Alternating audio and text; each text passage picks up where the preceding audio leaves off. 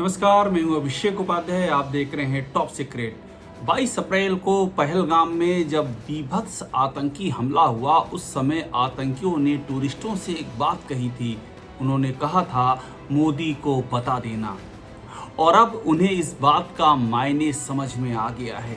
जिस तरह से भारत ने आतंकवाद के खिलाफ पाकिस्तान के घर में घुस कर के स्ट्राइक की है, और सिर्फ पीओके ही नहीं बल्कि पंजाब में बहावलपुर तक मारा है, मसूद अजहर का आतंकी अड्डा नेस्तनाबूद कर दिया है, उससे अब आतंकियों को समझ में आ गया है कि मोदी को बता देने के मैसेज का जवाब क्या होता है। इस बीच में बड़ी खबर यह है कि प्रधानमंत्री मोदी ने अपनी विदेश यात्रा स्थगित कर दी है।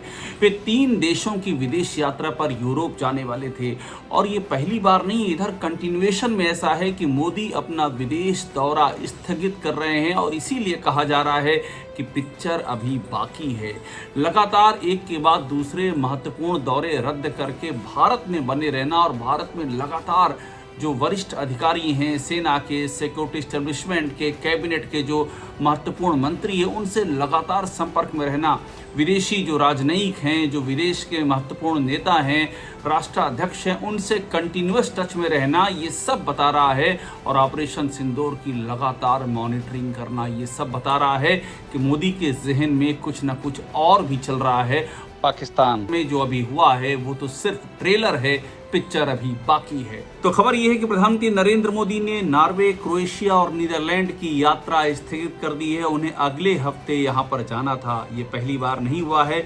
इससे पहले पीएम मोदी अपना रूस का दौरा भी स्थगित कर चुके हैं। प्रधानमंत्री को 9 मई को मॉस्को में होने वाली विजय परेड में शामिल होने जाना था। कार्यक्रम तय हो चुका था, मॉस्को में पूरी तैयारियां हो चुकी थी। मगर ये मॉस्को और यूरोप की बात नहीं है। अगर आप ध्यान दें तो प्रधानमंत्री सऊदी अरब का अपना दौरा छोड़ करके हिंदुस्तान लौट आए थे। जिस वक्त पहलगाम में अटैक हुआ, प्रधानमंत्री उस समय सऊदी अरब में थे। प्रधानमंत्री सऊदी प्रिंस मोहम्मद बिन सलमान के न्योते पर 2 दिन के सऊदी दौरे पर पहुंचे थे। उन्हें स्टेट डिनर में शामिल होना था, और इसके बाद एक फैक्ट्री में भारतीय कामगारों से मिलने का भी प्रोग्राम था। लेकिन पहलगाम हमले के बाद उन्होंने ये प्रोग्राम भी रद्द कर दिया। तो एक के बाद दूसरी विदेश ट्रिप यानी कि विदेशी यात्राओं को रद्द करना, और उसके बाद जिस तरह की मीटिंग्स हो रही हैं, वे मीटिंग्स भी बहुत महत्वपूर्ण हैं। प्रधानमंत्री मोदी की ये मुलाकातें बेहद ही अहम हैं, और इनके मायने बहुत ही खास हैं।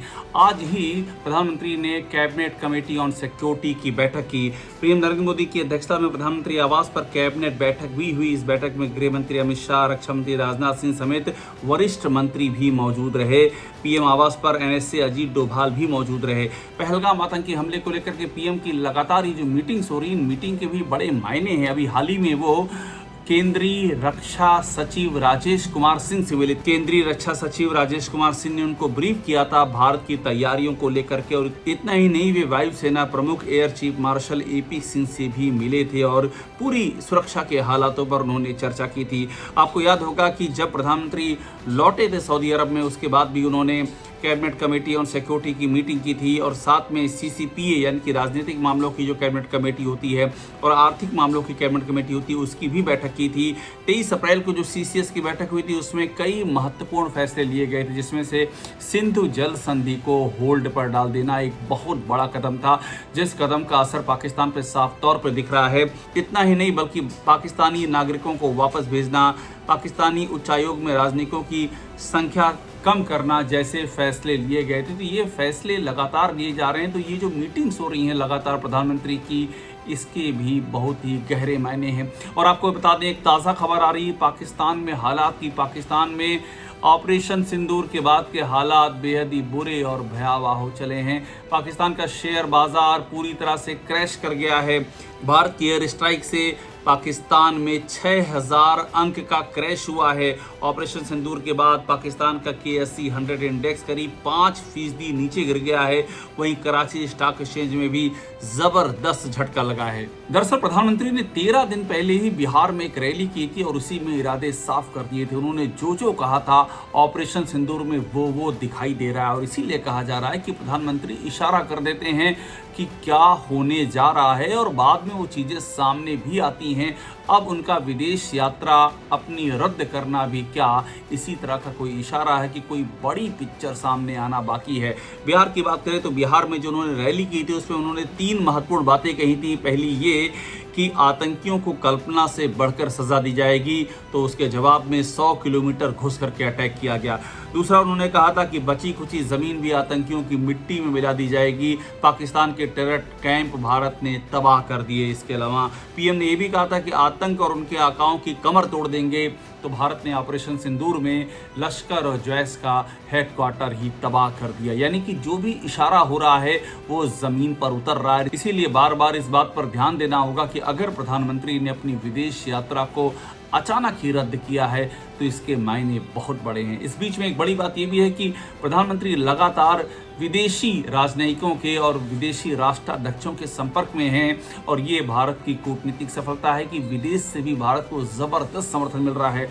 अमेरिकी राष्ट्रपति ट्रंप की जो पहली प्रतिक्रिया आई है वो प्रतिक्रिया भारत के हक में है और सीधे तौर पर पाकिस्तान के खिलाफ जाती है। राष्ट्रपति ट्रंप ने कहा है कि हमने अभी इसके बारे में सुना और मुझे लगता है लोगों को अतीत के अंशों के आधार पर मालूम था कि कुछ होने वाला है।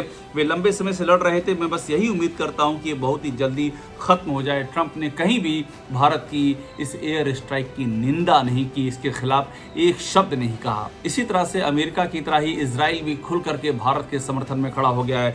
भारत में इजराइल के राजदूत रूबेन अजार ने साफ तौर पर भारत की आत्मरक्षा के अधिकार का समर्थन किया है और ये कहा है कि आतंकवादियों को पता होना चाहिए कि निर्दोषों के खिलाफ उनके जघन्य अपराधों से बचने के लिए उनके पास छिपने की कोई भी जगह नहीं है।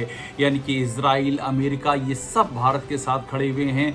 लगातार दोनों ही मोर्चे पर, कूटनीति के मोर्चे पर और युद्ध के मोर्चे पर, दोनों ही मोर्चे पर पाकिस्तान को नेस्तनाबूद करने की तैयारी है।